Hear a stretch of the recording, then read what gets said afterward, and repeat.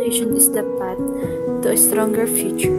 Learners today thrive under the K-12 curriculum, now enhanced through the Matatag curriculum, a program that strengthens both knowledge and character, promoting essential skills, values, and lifelong learning.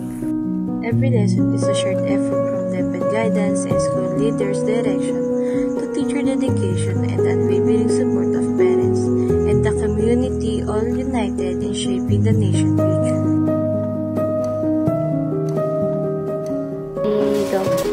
Ako po si Daisy R. Bukat, 45 years old, may 4 na anak at ang aking bunso ay grade 3.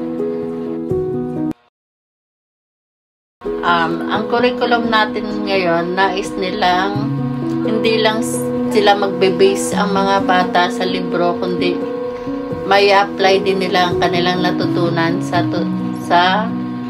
totoong buhay.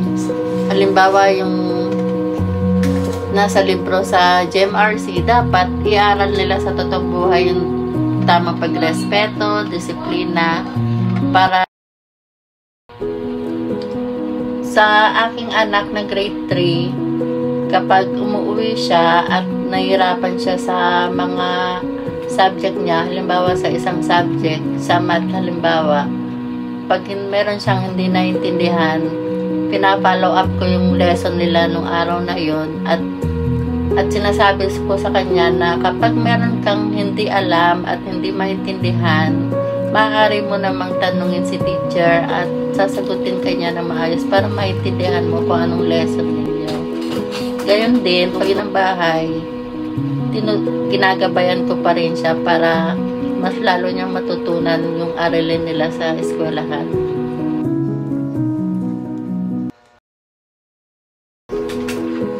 Ang nakikita ko lang na kuminsan problema naman ng mga bata ay yung kapag maraming deadline na, halimbawa may mga sunod-sunod yung mga activities sa school, tapos ang dami nilang kailangan habulin na lesson at mag-exam, ayun, nagkakanda patong-patong na ang mga dapat gawin ng mga bata, pero masosolusyonan naman yan dahil andito naman kami mga parents para gabayan sila, yung mga anak namin, para kahit papano ay may mga matutunan pa rin naman po sila sa eskwelahan.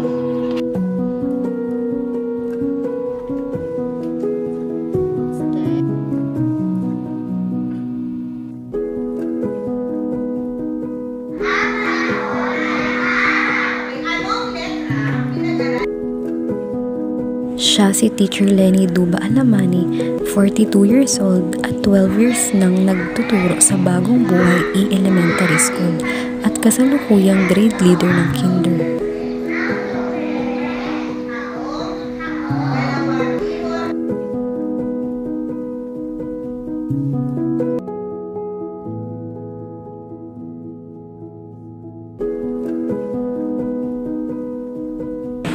Ang layunin ng bagong curriculum ngayon na Matatag curriculum ay bawasan ang learning competencies ng mga bata at pagsama-samahin ang mga asignatura para makapag-focus kung saan lang yung kailangan ng mga bata.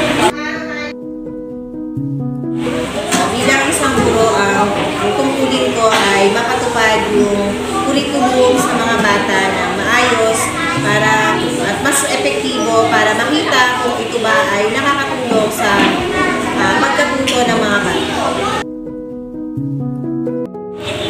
Bilang isang guro, para malaman namin kung ang mga bata namin ay natututo isa-isa, nagbibigay kami ng iba't ibang estratehiya kung ano yung mga kailangan ng mga bata. Iba-ibang estratehiya kung saan sila mas mapapadaling matuto.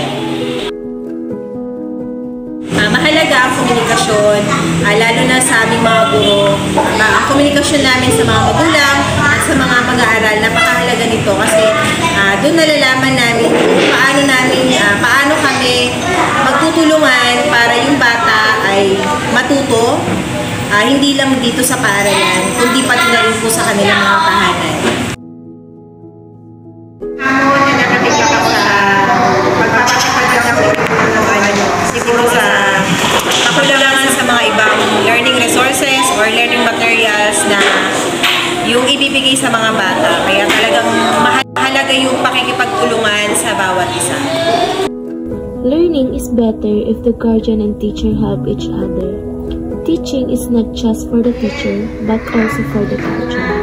Together, teacher and parents build a strong partnership that brings the curriculum to life, ensuring every child learns, grows, and succeeds.